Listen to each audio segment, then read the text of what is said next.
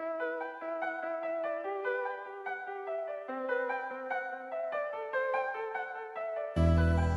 need to, I got to. These dreams, I won't let them go.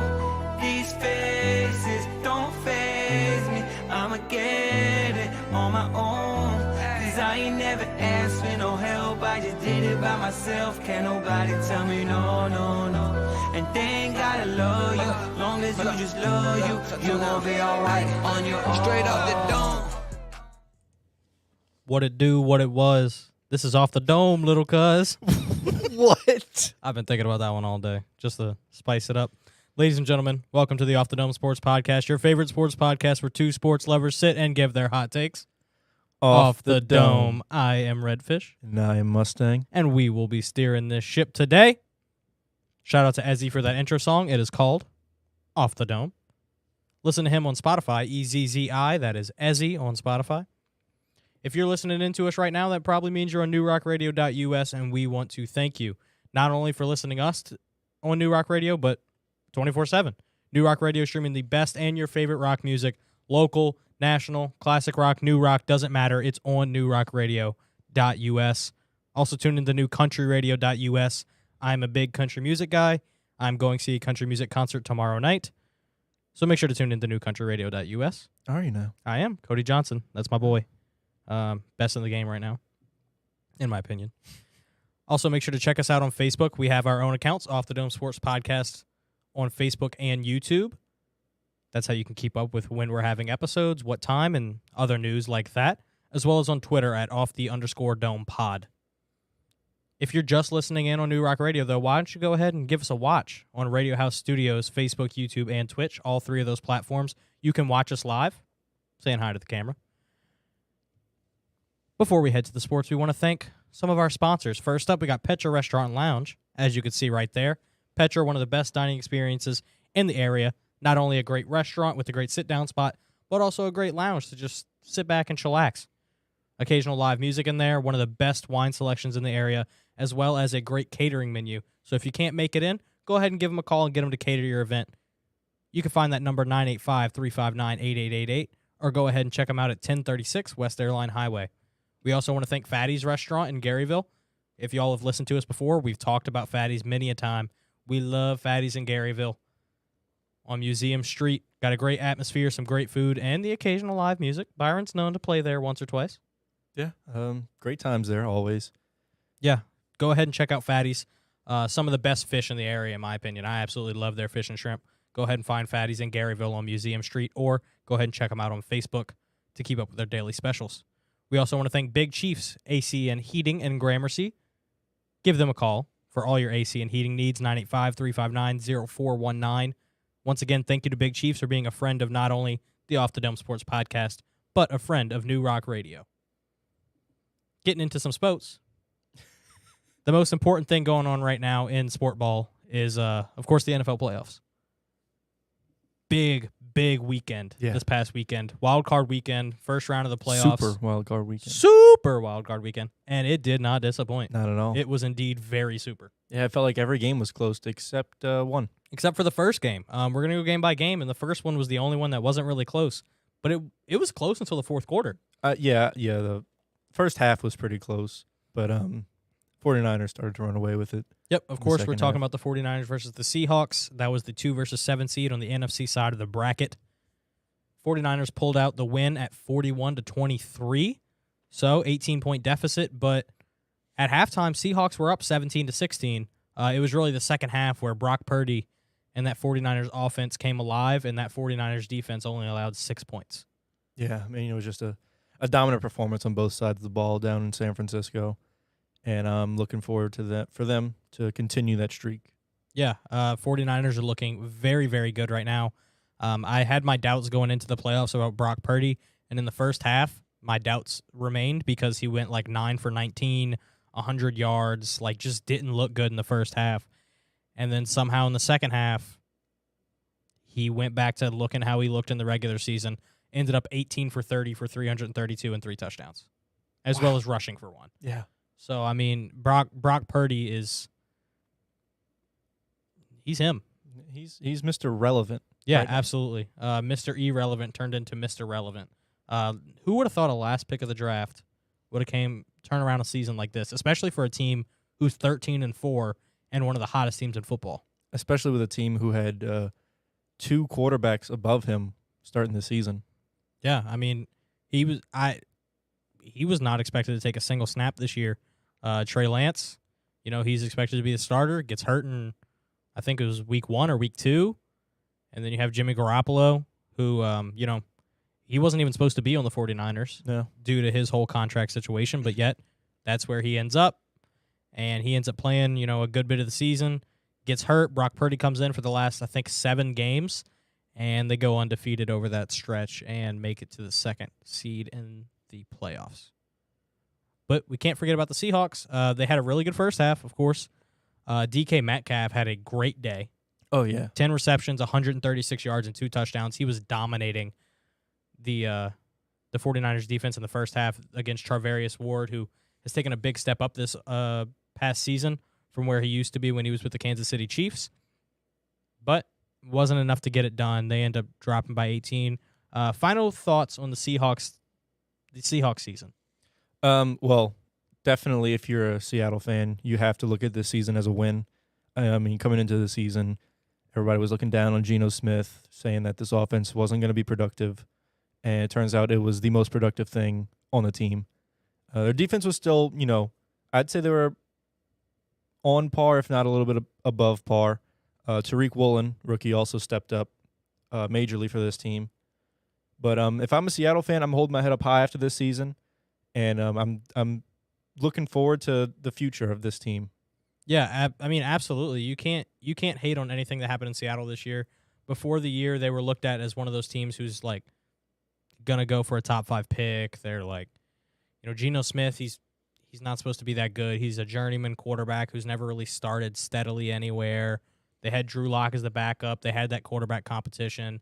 Their defense was missing a lot. They weren't supposed to be very good, but they come out. They started off the season very hot.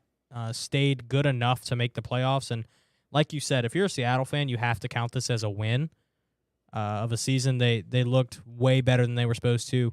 Got one of the best players in the draft in Tariq Woolen. He's going to end up probably top 5 in defensive rookie of the year voting, probably top 3. He had a phenomenal season for a 5th-round pick. Geno Smith had one of the best Seattle quarterback seasons, including every season with Russell Wilson. He threw, I think it was something like 4,100 yards, 30-something touchdowns. Didn't throw many picks. Geno looked very, very good this year. So if you're a Seattle fan, I know Geno's getting older, but with guys like Rashad Penny, who's going to be coming back from the IR, Kenneth Walker, that's going to be a nasty 1A, 1B combo at the running back position. Yeah. You still have DK Metcalf. Tyler Lockett, although he's getting older, has shown he still has a lot of talent, still very good this season. And you've got some playmakers on the defense with Tariq Woolen. You've got maybe Jamal Adams will come back. It feels like we haven't seen him in years, but he may come back and be healthy and turn his career around. You still have got Jordan Brooks on that side, who was kind of an overlooked first-round pick a couple of years ago, and then he comes out and balls out this year. So if you're a Seattle fan, definitely count this as a win. We're going to keep talking about the 49ers when we move on to what we're looking forward to this weekend. The next game up was the most heartbreaking game for me and one of the most heartbreaking games for a lot of fans in the NFL. Except me and Lot. Yeah, shut up. So the Chargers versus the Jags. Jags ended up taking it home 31-30. Chargers were up 27-0. Yeah. Chargers are up 27-0. Trevor Lawrence throws 4 picks in the first half. It was bad picks too. Like, yeah, I think they were all on him. Like, maybe one of them wasn't. I saw one and I was like, Like I think it got tipped by a receiver or something like that. But like none of the, you can't say any of them were a miraculous interception. Like all 4 of them were bad throws. Yeah. Yeah. I mean, I just think Trevor Lawrence is inevitable. He's like Thanos. Yeah. Yeah. Trevor Lawrence is Thanos. Sure. But yeah, Jags win it 31-0. Chargers just fell apart, man. And they were my Super Bowl pick. They had the look of a team like last year's Bengals where... Similar to the Blue Jays. Shut up, dude. Come on. The same thing happened to me in baseball that happened this weekend in football, where I got every game right except for one, Except and the one game I picked was the team I picked to win it all. It happened to me in the first round of the baseball playoffs. I went 3 for 4, and then this one I went 5 for 6. I can't, That's tough. it is tough because it makes me sound smart when you look at that, and then you're like, oh yeah, that one team he missed out on, he picked them to win it all. He's dumb. But, it happens. Chargers up 27-0. Blow the lead. Jags end up winning 31-30. I mean, Doug Peterson. Yeah. Can't say enough. What a performance by that whole team. I mean, to the defense especially, to gather themselves after, kind of being in a bad spot the entire first half. The Chargers offense was always on their side of the field because of all these turnovers. And just to come out of the locker room after halftime and perform the way they did and keep the Chargers out of that end zone for the remainder of the game is incredible. Yeah. You can't say enough good things about what's going on in Jacksonville right now. They have got so much to look forward to. With Trevor Lawrence being one of the youngest quarterbacks in the league, Travis Etienne being one of the youngest running backs in the league. You've got a mid to young wide receiver core with Zay Jones and Christian Kirk. You've got a guy who with untapped potential at the tight end position in Evan Ingram. And then that defense has really stepped up. I mean, allowing only 3 points in the second half. You can't in the playoffs. You can't overlook that. Speaking to the Chargers though, since we probably won't talk about them for the rest of this offseason since they're at, unfortunately. Again, like I was saying, they had kind of the feeling as last year's Bengals. What are we laughing at? Soundman says, "Are you drinking Bud Light, Bryce? Blue can by the old left foot. He's hitting the sauce." This is a Beppis. I do not drink.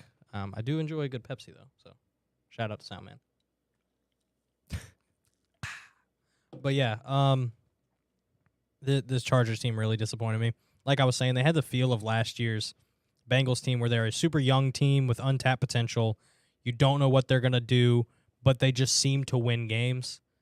That's how I felt about this Chargers team. You had Justin Herbert, Austin Eckler, Mike Williams, Keenan Allen on the offensive side. On defense, you had guys like, Joey Bosa, Asante Samuel Jr. had 3 picks. Of Trevor Lawrence's 4 picks, Asante Samuel Jr. had 3 of them. You have Derwin James on that side of the ball, Kenneth Murray, Khalil Mack, Kyle Van Noy with that leadership and a veteran presence. I mean, they had so much to look forward to, and then they fall apart like this. And for me, I think it's Brandon Staley's fault. As a semi-Chargers fan, I keep up with the team. Brandon Staley makes me very angry. Really? Yeah. I feel like he's a coach that can get you to the playoffs. But after that, his decision making is so questionable.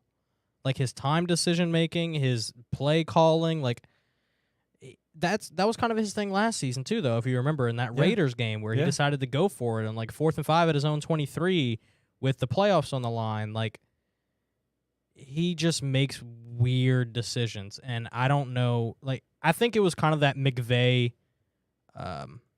disease where everybody was like, "Oh, he coached under Sean McVay. He's going to be a great coach." It happened with Kyle Shanahan. It happened with Kevin O'Connell, and now I think it happened with Brandon Staley as well, and just didn't work out. I expect them to keep him. They've already said they're going to keep him, but dang, if they got Sean Payton, that'd be a dangerous team. Yeah. I would. I mean, we've seen Sean Payton with a Chargers quarterback before. Yeah, true. And that's the first season together. He won Coach of the Year, and the quarterback became Drew Brees. They ended up going to the NFC Championship, winning the Super Bowl 3 years later. I still have high hopes for this Chargers team in the future if Brandon Staley can get his act together, and if they can stay healthy. I think that's a big thing for them. Is they missed Keenan Allen a lot, and whenever they weren't missing Keenan Allen, they were missing Mike Williams. But Austin Eckler, in my opinion, is one of the most underrated running backs in the league. I think he has something like 40 touchdowns over the past 2 years. Like, that dude he lives in the end zone. Yeah, he's going to have a long and successful career if he keeps playing like this. Yeah, absolutely. Moving on from them, let's go to a game that, was a lot closer than people expected, I think. It had the largest spread of any wild card game ever. And that was the Bills versus Dolphins game. It was Probably my favorite game of the wild card weekend. Just it was one of those games where you're on your edge of the seat the whole game, all the way up until the end. The Dolphins really had a shot at this thing all the way until the end. Skylar Thompson played Better than expected. Yeah, much better than expected. It wasn't amazing, but it was a lot better than what we had previously seen this regular season. And, kind of like Brock Purdy, Brock Purdy was 7th, but Skylar Thompson was a 6th-round rookie quarterback who should have never seen the field. You have Tua and Teddy Bridgewater ahead of you. You should never be seeing the field in the wild card round of the playoffs. I think for the situation he was put in, he could not have done any better. Oh, yeah. I mean, it was just you're going up against a favorite to win the Super Bowl in your first round, your first playoff as a rookie quarterback. You can't really ask for much more out of him.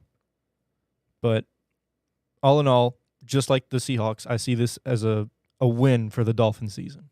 Yeah. Bills end up winning 34-31, which, of course, a lot closer than people expected. It was the first time that there had ever been a double-digit spread in a playoff wildcard game, and it didn't end up being a double-digit win. So the Dolphins, you got to tip your hat off to them for fighting very hard. In the first quarter, it looked like it was going to be an absolute blowout. I think Bills were up 17-0 at one point. There was no stopping that Bills offense. And then Josh Allen did what Josh Allen does, and he turned the ball over. That's become a big problem for this Bills offense. Is Josh Allen is, even when they're winning, he's trying to make every single play. Yeah, he's trying to do more than he needs to, which is crazy because Josh Allen playing at his best is the best quarterback in football. So if he's not giving the ball away, who's going to stop him? Yeah. But like you said, for the Dolphins this season, I wouldn't say you have to count it as a win type thing, but it's definitely not a bad season by any means. I mean, this is about where you expected them to be before the season. In the first round of the playoffs, maybe sneak one in, but probably drop it. But this is where the Dolphins expected to be, and that's where they end up, and that's dealing with more than you thought you would have to deal with. Yes, definitely. I mean, the Tua injury, first and foremost, just kills a lot of momentum that they had. I think if Tua starts this game, could be seen a different result. Mm-hmm. I think if Tua stays healthy for the season, I don't even think they play each other until maybe the AFC Championship. Yeah, that's a really good point. I was thinking the same thing. If Tua stays healthy and the Dolphins don't have to put up with their quarterback injury situation, they're not the 7th seed. No. They probably come in at the 5th seed, in my opinion. I don't think they beat out the Bills, even though they did beat the Bills in Week 3. That was the first Bills loss of the seaseason. Dolphins started off 3-0. Were looking very, very good before Tua went down with his first concussion. Unfortunately, he had a second one too, which is why he was out in this wild card game. But, yeah, I mean, for the Dolphins, if you would have stayed healthy all season, for me, they went 9-8. For me, they probably go 11-6. I could see him getting a 12-win season. It's 11-6, even 12-5, sneaking into that probably 5th spot, where instead of taking on the Bills, they would have took on the Jags. And, I don't know if the Dolphins fall apart like the Chargers do, so maybe we're looking at a completely different bracket here if Tua doesn't get hurt. But all in all, it's football. What happens, happens. The Bills end up taking home the W, but you got to look forward for the Dolphins and say, man, if things go right for us, we could be very good. My doppelganger in the NFL, Mike McDaniel, great coach. Even though people think he was vaping on the sideline. Yeah. People saw it. It happened. I think it was a Sharpie. Because he was...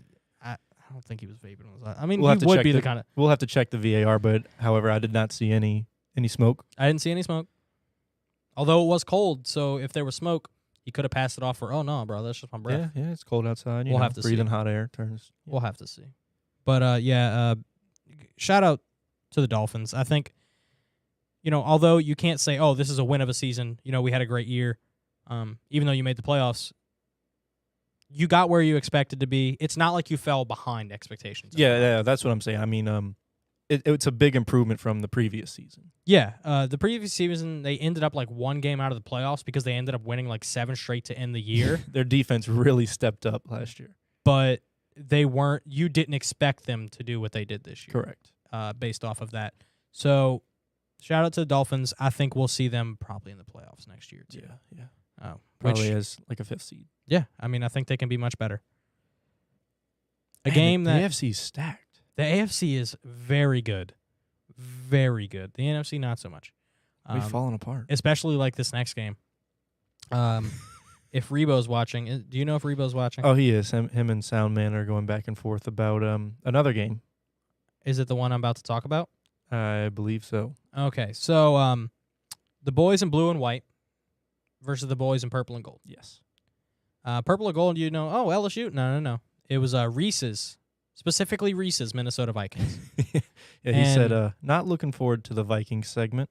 Oh, well, we're here, so cover your ears. Soundman said, me either. Vikings were very expensive this year. Yeah, the Vikings? Reese had us hyped up before the year. Like, are you serious, the Vikings? And then they end up getting the 3rd seed, go 13-4. Yeah, had an electric regular season. Yeah, crazy, though, that they had a negative point differential in the season, ended up at 13-4. Shows just how bad that defense was, which they did fire their defensive coordinator today. So, interesting. Yeah. Interesting fact for a 3rd seed to immediately fire their coordinator after the season. However, doesn't matter if you're a 3rd seed, doesn't matter how many regular season wins you get. Everyone gets a clean slate in the playoffs, and they could not make that happen. The 9-7-1 Giants And one. go to Minnesota with first-year head coach Brian Daboll and beat the Vikings 31-24. I didn't catch much of this game. I was kind of relying on updates. And from what I read, it was not at all what I expected this game to be. This game had 2 stars in it, in my opinion. On the Minnesota side, they had T.J. Hawkinson, who had a great game. Yeah, I saw his stats. T.J. Hawkinson had a fantastic day. If he would have played like this all season, we would have won the fantasy championship. This man had 10 receptions for 129 yards. I just wish he would have had a touchdown. If he would have had a touchdown, we would have each won some money.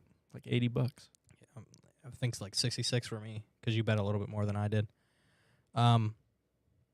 So T.J. Hawkinson had a great day for Minnesota, but it wasn't enough because Daniel Jones had the greatest game of his career.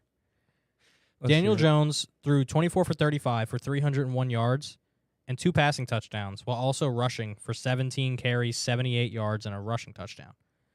So Daniel Jones has 3 total touchdowns, over 300 passing yards, over 75 rushing yards on the day. Best game of his career easily. And the best part about it throughout the entire thing, stayed composed. Did not turn the ball over, never looked scared, played like he had been there before, even though obviously Daniel Jones had never been there before. Yeah. The Giants are kind of like they are one of the biggest sleeper teams from before, like kind of like the Seahawks, where before the season you're like, oh no, they're going to be terrible. Like no one cares about them. And then out comes first-year head coach Brian Daboll. Saquon Barkley is back and healthy. Daniel Jones has the best year of his career, which, that's not saying a lot for Daniel Jones. But their defense plays better than expected. Kayvon Thibodeau makes some moves. Andrew Thomas went from looking like a bust to one of the best tackles in football. So the Giants end up beating the Vikings here. Byron, what happened?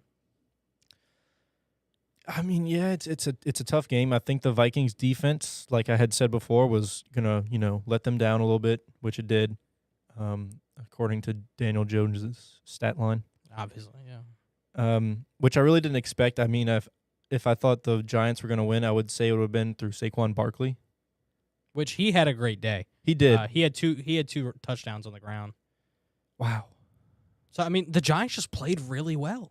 Yeah. Like you look at their team and you're like, they just played good. Darius Slayton had I think 80 reception yards. Isaiah Hodgins got in the end zone. It was actually crazy because getting towards the end of the game there, Darius Slayton's wide open. If he catches the ball, they get a first down and they can basically ice it from there. And it was an easy pass, and he just drops it. So he gets all mad, goes to the sideline. Brian Daboll comes up to him, picks up his chin, and said, dude, what are you doing? You've been our best player all day. Don't look down now. We're fine. And then the Giants' defense goes out there and takes care of the offense. I think it was 4th and 8. And the Vikings needed a first down to stay in the game, and Kirk Cousins throws it a 3-yard drag to T.J. Hawkinson, who was covered. So, primetime Kirk came to play, of course, as he always does. We do not like that. I am sorry, Reese, that your Vikings lost. If you have any, final thoughts on the Viking season, your Viking season, please leave them in the comments. I would love to address your thoughts on this Viking season. We know you're very upset about it, and we know Soundman lost a lot of money because of you. Yeah, he so. said, talking about how the Vikings were expensive this year, Reese stated, "You probably could have afforded some of Kirk Cousins' chains if you saved that money." I will. I mean, Kirk Cousins, can't play football when it matters, but dang, can he wear some chains? Yeah, I mean, Kirk Cousins is one of those quarterbacks where if you ever talk bad about him, the very next game he'll come out and throw 500 passing yards and 6 touchdowns. Literally, yeah. But when it comes down to prime time or playoffs, he's nowhere to be found. No, he chokes it out. But Me too. oh, okay. Oh, Reese has an update. He said, "No comment. Giants played mistakeless. Great game by them." That's a fact. That's a great way to put it. I think that the Giants just played their best game. I think the Giants came out there to play, and they played of course not perfect, because if you're perfect, you're going to have absolutely zero mistakes. But they played one of the best games they've played all year, and what a time to play it. Yeah. First playoff win in 11 years for the Giants. Wow. So, It's been a while. yeah, Brian Daboll is doing a great job in New York. This season's, I feel like this NFL season's a lot about things you didn't expect. Yeah, yeah. And the Giants one of those stories. For me, it's a lot of teams got better when we didn't expect them to, and even more teams somehow got worse. Yeah. One team, though, that I expected to be good, they ended up good, and they win in the first round is the Bengals. Yeah. Bengals ended up taking down the Ravens 24-17 in a game that, was kind of ugly. It wasn't a super fun game to watch, in my opinion. I watched literally every single snap, and I was just like, this is not what I expected it to be. Tyler Next round should be a little bit more exciting. Yeah, absolutely. Tyler Huntley ended up having more passing yards than Joe Burrow. Wow. Yeah, 226 to 208. J.K. Dobbins had the most rushing yards in the game with only 62. You would think, Joe Mixon might get a couple more. J.K. Dobbins could have had more than 62 yards and still led. But the turning point was one of the most interesting plays I've seen. Oh, with I know what you're talking about. Yeah. Tyler Huntley was at the 2-yard line, goes to jump over the pile for a quarterback sneak touchdown. That would have, brought them within 1 point, waiting for an extra point from the best kicker of all time. And then the ball gets punched out. Defensive end Sam Hubbard picks it up and runs it 98 yards for a touchdown. That man is 6'5", 265. A unit. And ran 98 yards for a touchdown for a 14-point swing that basically won the Bengals the game. Yeah, he was definitely sucking up some oxygen on that sideline after the play. Yeah, it was a funny picture of him giving the double thumbs up while having an oxygen mask on right after. Which, shoot, I would have needed an oxygen mask halfway through the play. So shout out to Sam Hubbard. And he just got back from injury, too. So, the Bengals are hot, man. It was a close game, like closer than it should have been, closer than the spread said. But those are the kinds of games you have to win. I mean, it's wild card of the playoffs. It's a divisional matchup. It's going to be tougher than you think. We saw it in the Dolphins versus Bills game. They've seen each other twice this year. Bengals and Ravens saw each other twice this year. In fact, they saw each other last week. 2 weeks in a row they played each other, and Bengals got the best of them both times. Bengals are a team to look forward to. Yeah, I feel like they're not maybe. I feel like they're definitely better than they were last year, but it feels like they were talked about a lot less. Yeah, and I think it's because they weren't a Cinderella story this year. People expected them to be good, and they were. So they weren't the big, hot, like, ooh, look at this team, look at this team, look at this team. Because people expect them to be where they are. When you're expected to do what you're doing, people kind of forget about you. But from the Ravens, they missed Lamar for a long period. If they have Lamar, I think things might turn out differently for their season. J.K. Dobbins hates Tyler Huntley, apparently. He went off on him in the press conference, saying, he shouldn't have been in that position because they should be giving me the ball. He made a mistake, just basically calling out his quarterback, which is something you hate to see. But in the end, Ravens are going into the offseason, and their number one priority is getting Lamar back in a Ravens uniform.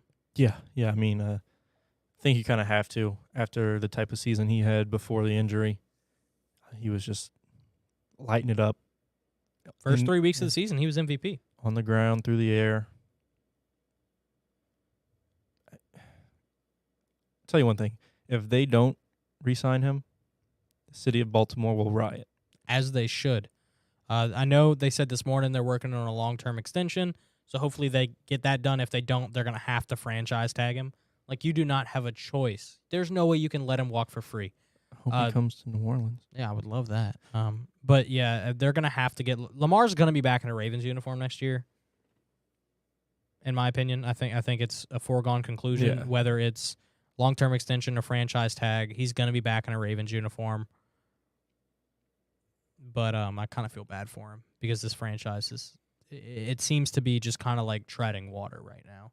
I feel like this is the Ravens every year where they have so much promise and then they lose in the first round of the playoffs because of something. So hopefully they can figure it out this offseason. I know their OC just stepped down, Greg Roman, basically because he wasn't getting the job done. He recognized that. I'm sure it was kind of a mutual parting of ways. So we'll see what happens in Baltimore. Soundman would like to give a shout out. Give us a shout out, Soundman. He said, I want to give a shout out to Dallas's kicker for helping me break even for the weekend, missing all of those extra points to hit the under. Shout out to Brett Maher in the next game that, the final game of Wild Card Weekend that ended up being, not as close as I thought it would be. No, not at all. Final score 31-14. Cowboys taking home the W. They were up 18-0 at half. I think they were up 24-0 at one point. And then, they just kind of were like, whatever happens, happens. Defense doesn't really care about the end of the game because they're up by 24 points. Yeah, it was an expensive game for me. Oh no. I hadn't bet, besides my 3-leg lock, I hadn't really bet on any of the games over the weekend, and all of them, for the most part, turned out how I expected them to. So I was like, you know what? I'm on a streak. Let me throw some money on this game. Not the case. Oof. What'd you put money on? Well, we had up the parlay with our group of friends. Yeah. You're right. In our group message. That didn't hit. No, it did not. We were short a Zeke touchdown and Pollard touchdown, I believe. One of those may have been mine. And the other was mine. Attaboy. And then on a separate parlay, I had Zeke, Mike Evans, Fournette, all score touchdown, and it was Brady 225, Dak 200, and the running backs couldn't score. It happens. We're gonna talk about the Cowboys in a minute when we talk about the next round, but I want to talk about the Buccaneers. I think they had a lot happen for them in this game. Some results from this game. Playoff Lenny turned into I forgot how to play football Lenny. Dude had 19 rushing yards in the game, averaged 2.1 yards per carry. Bad game from playoff Lenny. Tom Brady threw the ball 66 times in this game. 66 pass attempts. Wow. I didn't think he'd be able to hold up for that many. When you look at his yards and touchdowns, he had 351 and 2, and you're like, okay, cool. But then you look, and he had 35 pass completions, barely over 10 yards per completion, which is not always a great stat. My two biggest questions from this game is they fired Byron Leftwich. Was it Leftwich's fault? In my opinion, no. I don't think he deserved to be fired. He was the OC when they won the Super Bowl. Yeah. He was the OC when they went, I think, 11-5. I don't think it was his fault what happened in this game. I don't think this season was his fault. I think it comes down to TB12, in my opinion. Yeah. I think he fell off. It happens. He's 45 years old. You can't expect him to play like he's 30 anymore. On my birthday, he's turning Ginny age. So is he going to keep playing football? That's my question. Do you think Tom Brady plays football next season? And if so, where's he going? It's a tough question. Him, like many other quarterbacks and players, want to go out on a high note. And I think he waited too long to do that. I think he should have retired the year they won the Super Bowl when he came to Tampa, and if not then, even the year after where He they still could've- had success. Yeah, last year. I mean, he led the league in passing yards and passing touchdowns last season. He threw for like 5,100 and like 40 touchdowns last season. If that's not going out on top, I don't know what is. Yeah, I think that's what he wanted to do, and I think he could have gotten one more season out of it, seeing how he had a lot of success the season prior, even with losing Chris Godwin for the most of the season last season. But I just think he got to that point, especially with all the things going on around in his life. I mean, I can see him staying around for another season. I don't think he should, for his own sake. Yeah. And for the sake of the city of Tampa Bay. I agree. I don't think he should, but I think he will. And I don't think it's going to be in Tampa. I don't either. I think, Tampa, when he first came and they signed all those dudes, they signed Lenny, they signed Le'Veon Bell, they signed LaShawn McCoy, they signed Giovanni Bernard, they signed 18 running backs. Yeah, I mean, they just signed a bunch of guys who wanted to play with Tom Brady and chase rings, and they get that ring. But so far, I mean, the past 2 years, you've seen what's been happening in Tampa. I think they're kind of turning into I think Bruce Arians was kind of the key to all of it, because Bruce Arians retired this offseason. He takes on a personnel role in the front office. Todd Bowles becomes the head coach, and then they do this. I just think it was an experiment that didn't work this past season.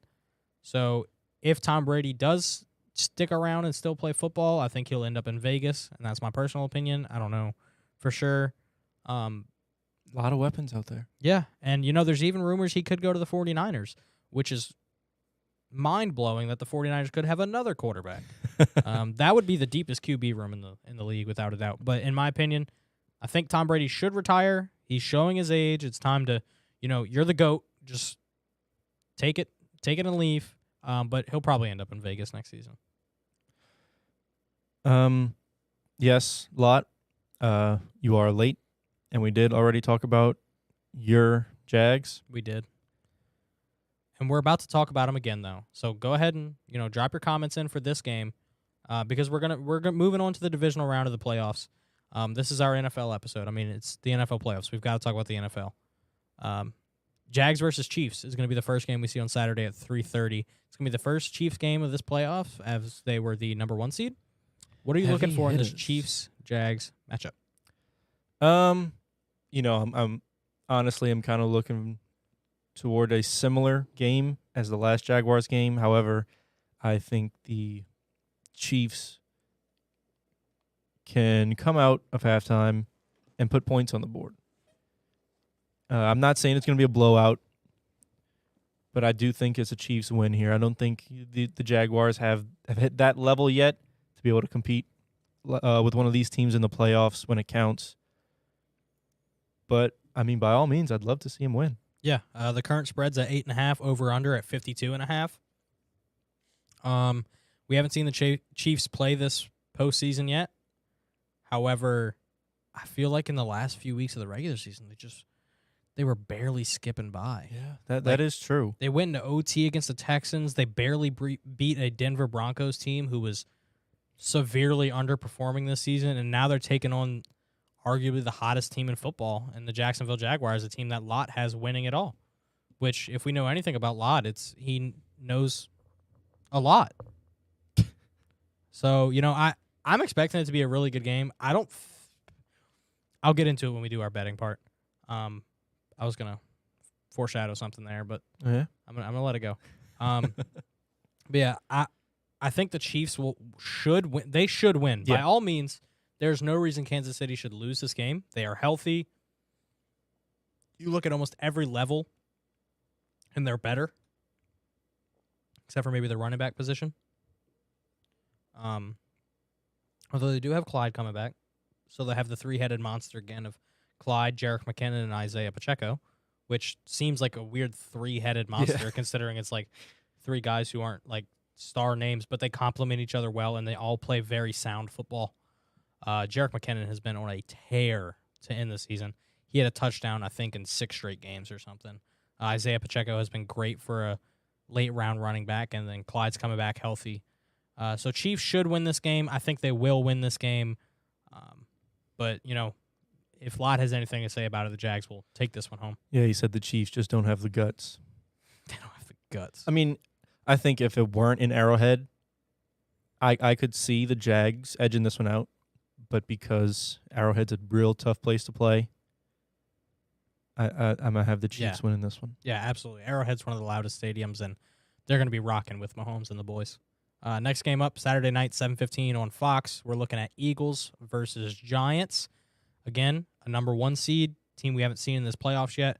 But we did see Eagles versus Giants in Week 18. Eagles beat them pretty handedly. However, Giants are hot. What are we thinking?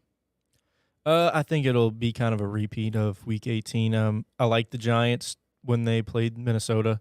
Really liked the game they had going for them, the game plan, everything worked fine. But the Eagles are quite different than the Vikings. I think they can attack you from multiple different ways on the offensive side of the ball, being how versatile Jalen Hurts is. And that defense is scary. Oh, yeah. Almost as scary as the Niners defense. Yeah, I mean, the Eagles defense is very good. I mean, they've had their ups and downs, but I would say, the Eagles have been one of the most consistent teams in football. They're electric on the offensive side of the ball. They get to the quarterback on the defensive side. They have some great DBs. CJ is back for them. Chauncey Gardner-Johnson, former Saint. Darius Slay, in my opinion, is the best corner in the league. The Eagles are a very good team. I would, if the Giants were playing somebody else, like if the Giants were playing the Cowboys, I'd be like, heck yeah, go Giants. Yeah, no doubt. But I don't see it happening against this Eagles team. The spread's at 7.5. That's probably an accurate number from Vegas there, in my opinion. I could maybe see a little more, maybe like a 10.5. Yeah, for sure. But shout out to the Giants. They had a much better season than expected, but for me personally, I think it comes to an end here at Lincoln Financial. On Sunday, A bank. Field, Lincoln Financial Field. On Sunday, 2:00. What I expect to be the best game of the playoff this round, in my opinion, it's going to be the Bengals versus the Bills. Yeah. That it's going to be a rematch from the game where we saw Damar Hamlin go down. Imagine Buffalo. Imagine the stadium if Damar Hamlin is the one to lead them out the tunnel. They don't lose if that happens. Because he's out of the hospital. He said he was watching at home. It was rumored he was going to be at the game. If he's healthy enough and he's feeling up to it, and Buffalo can figure it out to where he leads the Bills out of the tunnel. Imagine how crazy that stadium will go if the first jersey you see coming out when they do introductions is number 3. And I'm not saying he's going to play. That's not my point. My point is him wearing just him wearing the jersey and being on the sideline with his boys. That would be an insane atmosphere. But football-wise, I'm a big Bengals guy this season. If you listen to our playoff predictions episode, I said it was either the Chargers or the Bengals going to win it, the AFC Championship, and whoever wins that wins the Super Bowl. I should have went Bengals looking back on it now because they're at least going to make it one round farther. But I expect this to be a really good game. Both teams had bad weeks last week compared to what they could do, what their potential is. I think potential-wise, both these teams could win the Super Bowl. Yeah. At their best, both teams could win. Yeah, I think either of these teams could beat the Chiefs. If they advance to the AFC Championship, which I think they will. So it's a really tough decision for me. But I'm going to have to stick with what I had earlier when playoffs first started and say I'm going to have the Bills winning this game. Yeah, the spread's at 5.5 right now, which I think is That's a little high, yeah. It's a little bit higher than I expected, especially against a team, a team that these two teams seem to be intertwined this year because of that Week 17 game. 5.5 on the spread, 49 over under.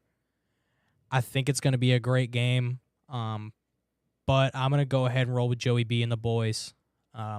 It could be a little bit biased because of Joe Burrow and Jamar Chase, but I just really like this Bengals team. It felt like last year they were literally.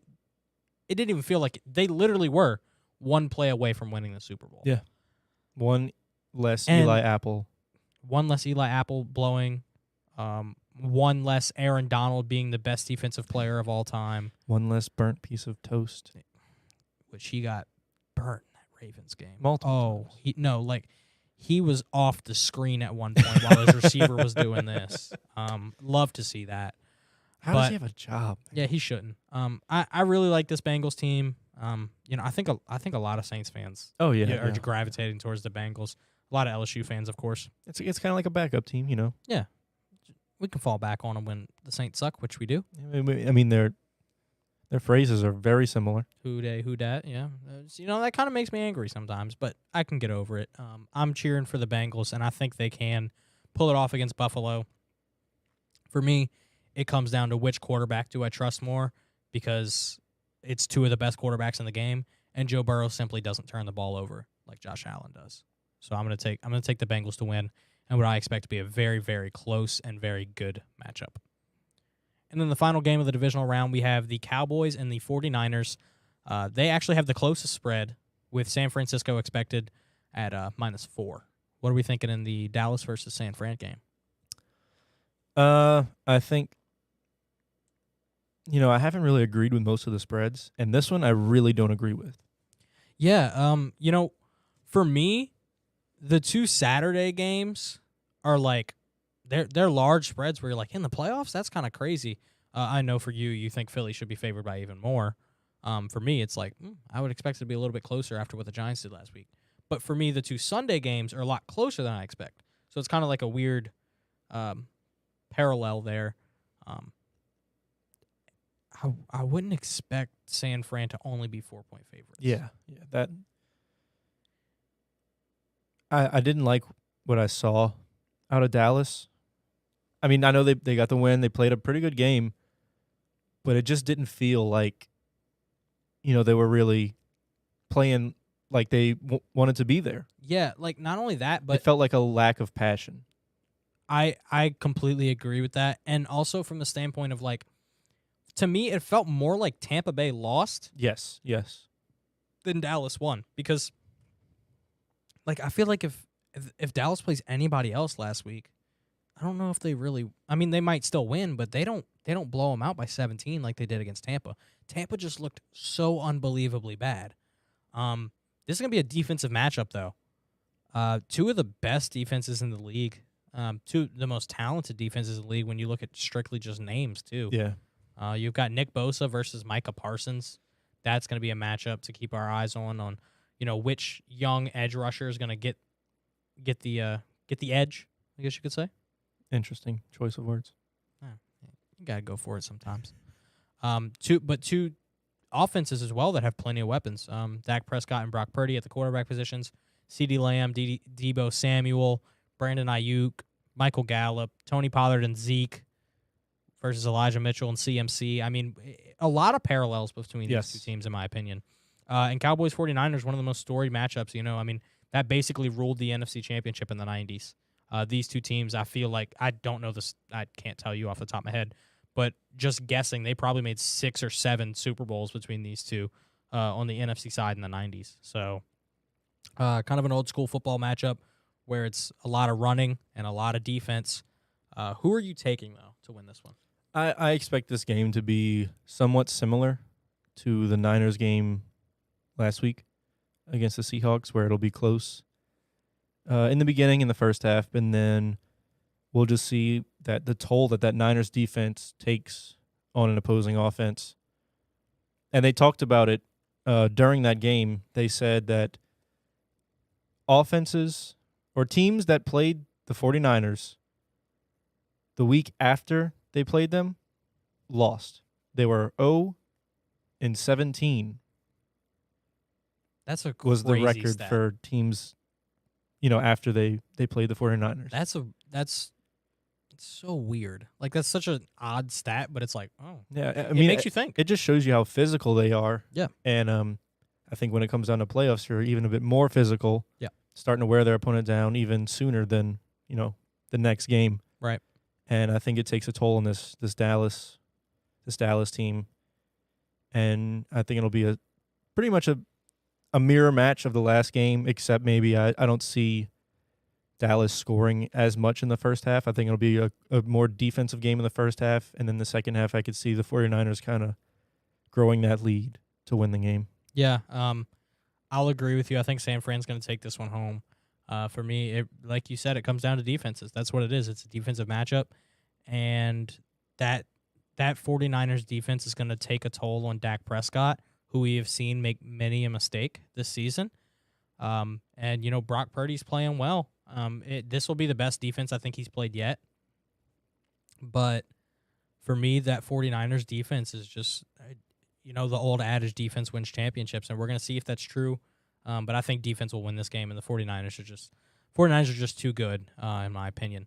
So, looking back on it, out of the 4 matchups, we agree on 3 of them. The only one we differ on, Bills-Bengals, which I think if there's any game people are going to differ on, that's the one. It's that one. It's gonna be a really good one. I think this is gonna be a really good divisional round. I loved Super Wild Card Weekend, and I don't think divisional round will let down either. No. But no matter what happens, it's been great playoffs, and we'll be looking forward to the AFC and NFC Championship. For Lott's sake, hopefully the Jags can take it on the Chiefs. For Reese's sake, he doesn't have one. Both his teams are out. Yep, and my Chargers are out, but I did pick the Eagles to make the Super Bowl, so we'll see how that goes. And the Bengals were my fallback team. It's a sad day in Rebo Hustle world. Shout out Rebo Hustle. Sorry, buddy. But yeah, we talked about the playoffs to a very large extent here. And, just kind of wrap up the show here. We always talk about bets. That's what we do. We like talking about them.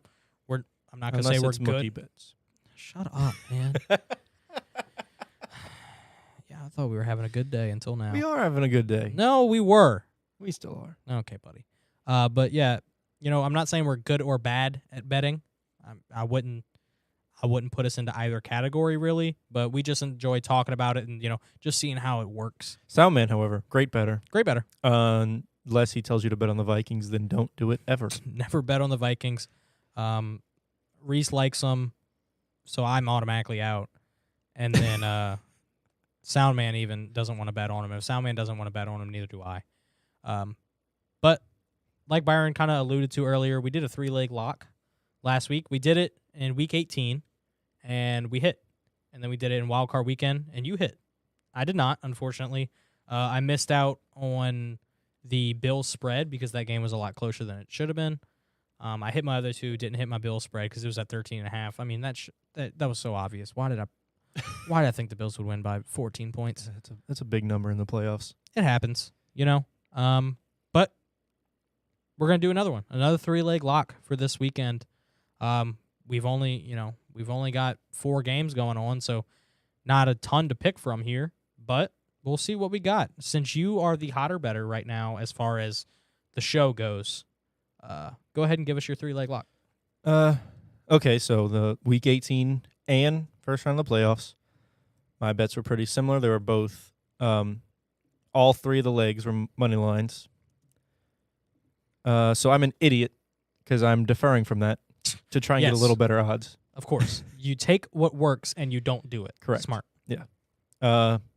So starting off, I have the 49ers spread, which when I looked at it, it was -3.5, but believe you said it changed to -4. Yeah, it was at 4 on ESPN, but it depends on which sports book you use. You can have it. I'd take it either way. So 3.5 or 4. -4, -3.5. Pick your poison. I have that. I have the Eagles spread at -7.5. Like I said, I think they could beat this Giants team, pretty confidently. I'm not going to say that it's going to be a blowout, but I don't think it's going to be, within a touchdown. Yeah, I mean that half, they do it for a reason. It's always like, oh man, yeah. It sounds good that they beat them by a touchdown, but then you throw in the half and you're like, oh well, now they have to beat them by 8. But I don't mind it. And then to top it all off, I have the Chiefs money line playing Jacksonville in, as Mr. Lottober calls it, Narrowhead. Narrowhead. All that together adds up to plus 327, and I like it. Yeah, I mean, I don't mind it at all.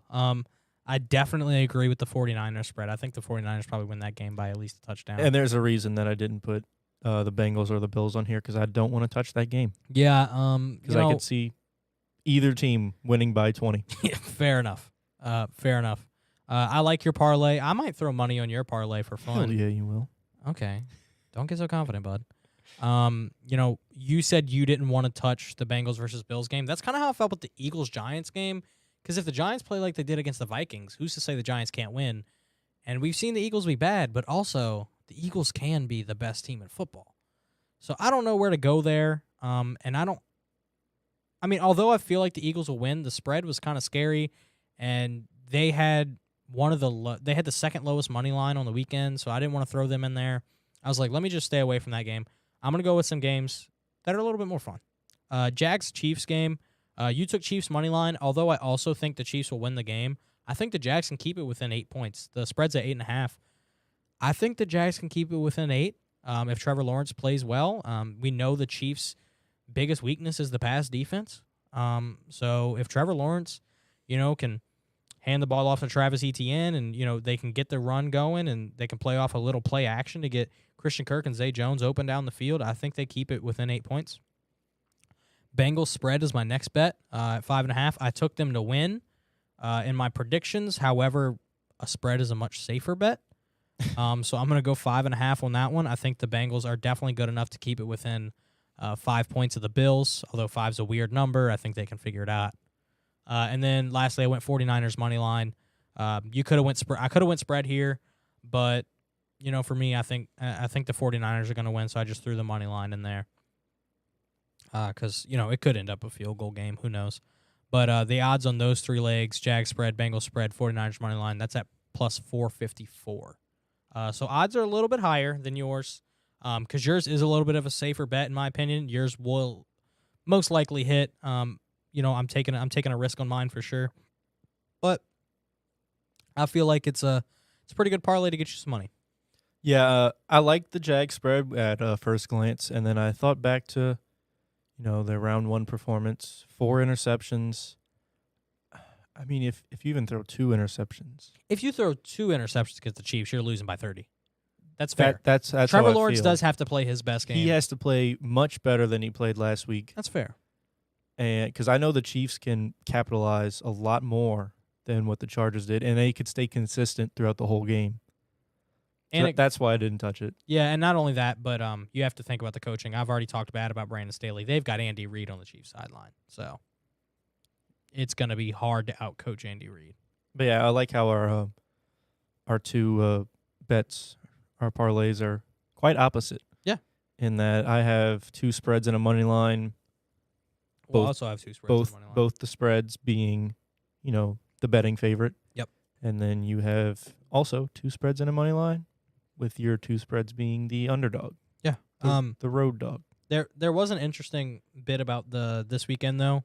All 4 higher seeded teams are favorites, which I thought was, you would automatically think so, but in the first round of the playoffs, you had 2 underdogs who were the favorites, betting wise. So that was a pretty interesting little stat there.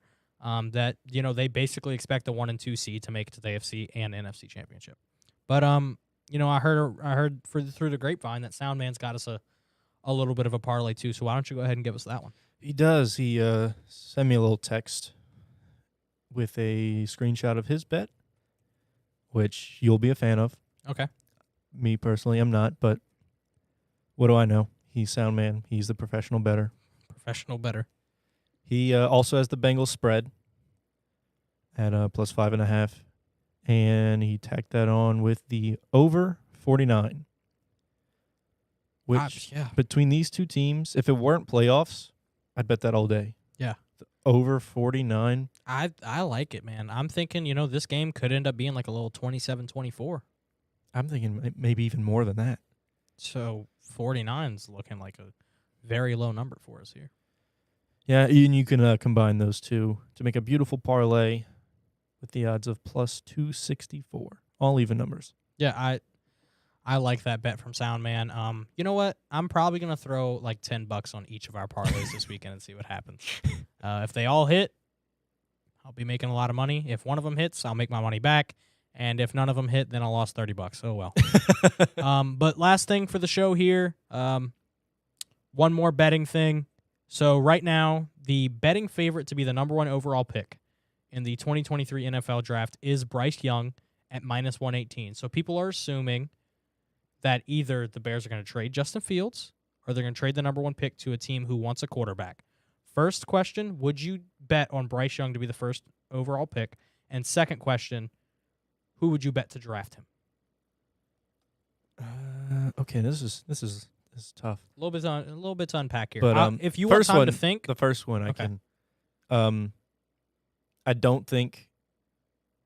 I mean, I do think that Bryce Young will be the first player drafted. I think that's almost set in stone. okay, he is the favorite at -118. Second place, we've got C.J. Stroud at +188. I don't think he'll go to the Bears because I don't think they'll trade Justin Fields after he improved a lot this season. Yeah, he definitely took a step forward. I think they like him up there in Chicago, and I think it's for a good reason. The team stinks, but he's good. Yes, they have other problems, but I don't think, for once, the Bears don't have a problem at quarterback. Probably since maybe like 2010 when they had Jay Cutler, who was slinging it for a short period of time. So, yeah, I think they ride with Justin Fields. I think they trade the number 1 pick away, probably for some offensive weapons, if I had to guess. Or To maybe who? for multiple picks. Who do you think's going to take it from him? Let's see. Who needs a quarterback? I'll go ahead and Raiders. give my opinion. I think the Colts are going to trade for the number 1 overall pick. I was leaning towards them, but I don't. Chris Ballard has a mark to make. I mean, he has missed out on quarterback after quarterback after quarterback with Phillip Rivers and Carson Wentz and Matt Ryan. Jim Irsay is an owner who is not afraid to just do what he needs to do to make the team successful. But I don't see what they could Just picks. I mean, you trade. comfortably give up. They have the 4th pick. So Chicago's only dropping from 1 to 4. It's not like they're completely falling out of the first round. At 4, because if you stay at 1, you're not drafting Bryce Young. At 4, you're going to get one of Will Anderson and Jalen Carter, who you would probably take at 1. So you're not really missing out, unless you are very strong on one of those two guys. You're not really missing out on your pick, in my opinion. So if you trade, 1 for pick number 4, a 3rd rounder, and maybe a 2nd rounder next year, that's getting a nice little haul. You're making up for the 2nd rounder that you lost this year in the Chase Claypool trade to the Steelers. Which I think was a you're bad only move. dropping 2 picks. You're getting a 3rd in there. You can maybe even throw in another pick on the back end of that, or they might ask for 2 ones. So for me, I think Bryce Young does go first overall, and I see him in an Indianapolis uniform. Yeah, I mean, they desperately need a quarterback. Very badly need a quarterback. Another team that I could see possibly trading up with Chicago would be the Raiders. They have a little bit to offer, especially in, when you look at what they want. Josh Jacobs, for some reason, even though he had one of the best seasons, definitely his best season so far, he started off the season playing in the Hall of Fame game. They said, we kind of want to go a different route, but we're going to test out the waters this year. Do you think they're going back on their word? They should be. I mean, he led the NFL in rushing. They didn't pick up his 5th-year option, so technically he's a free agent, but Las Vegas cannot let him go. So I expect Josh Jacobs to be back. The Rams, with Stafford being injured, Yeah, and they it's have up a in lot the to air. give up too. It's up in the air whether Stafford will, retire or not, really. I mean, he won his Super Bowl that he wanted. He's been injured. He's getting older. He could just, go out. But Sean McVay is back. So does Sean McVay want to be in a situation with a rookie quarterback, or would he rather have a vet? I think that's another question that, the Rams may be asking right now. And I'm sure there's a few more, but I agree. I think the Colts are probably the favorite for Bryce Young.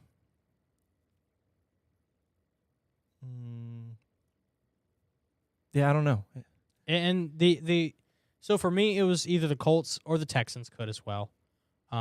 Because although they're sitting at pick 2, if you are feeling strong enough about one of these guys and you're like, I want Bryce Young over CJ Stroud, you'll move up from 2 to 1, and it's going to cost you because they know you're moving up for a quarterback. And when they know you're moving up for a quarterback, it's going to cost you a little bit more. So they have the pick 2 and they have pick 12. So do you send 2 and 12 for one? It seems like a lot to give up, but if you're getting your franchise guy, what is that in 5 years, you know? Yeah. I mean, I feel like they've already built a pretty good mold for that team in Houston, picking up Dameon Pierce, who had a great season for his first year. Brandon Cooks is still there. You got a veteran receiver. And that team just kind of they got a little worse this year. Yeah. Yeah, you could say. But I could definitely see them, picking up Bryce Young, getting slowly better year by year, picking up a few more, weapons for him, because Brandon Cooks can't do it all. But the defense has really stepped up majorly. Derek Stingley looked great in his rookie season. So did, what's his name? The safety? Jalen Petre. Yes. Out of Baylor. He also had a pretty good season. Yeah, definitely. So, yeah, I would agree with you in being that I think it's between the Texans and the Colts. Probably leaning more towards the Colts. Yeah. But, yeah, I mean, that'll be an interesting thing, and we'll definitely talk about the draft once, the Super Bowl's over and we kind of get into that spot where there's not much NFL to talk about because nothing's happening. Of course, we'll get into LSU baseball because that's coming up on the horizon. College basketball is going to be in full swing once we get to March Madness. Oh, yeah. I'm ready. Opening day for the MLB coming up in April. I can't wait to take Rebo Hustle to Alex Box for the first time. Oh, yeah, he's going to love it. So we've got fun stuff on the horizon, but as of right now, that's going to do it for the Off the Dome Sports Podcast. Soundboy here is going to go take care of what he got to take care of because Soundman did have to leave. So we covered the NFL playoffs. We told you who won in the wild card, who we're looking to win in the NFL divisional round for this 2023 playoffs. We've both got the Chiefs. We've both got the Eagles. We split on the Bills and Bengals, and we both got the 49ers. So it'll be a fun weekend for the NFL. And then we talked a little bit of draft, something I'm very interested in. So that's going to do it this day for Off the Dome. Make sure to check us out on social media, Off the Dome Sports Podcast on Facebook and YouTube, as well as Twitter, _Dome Pod. Don't forget, you can always watch us on Radio House Studios, all those platforms, as well as listening on newrockradio.us. Thank you to Petra. Thank you to Fatty's Restaurant, and thank you to Big Chiefs AC and Heating. This has been the Off the Dome Sports Podcast with Bryce and Byron, and we will see you next time.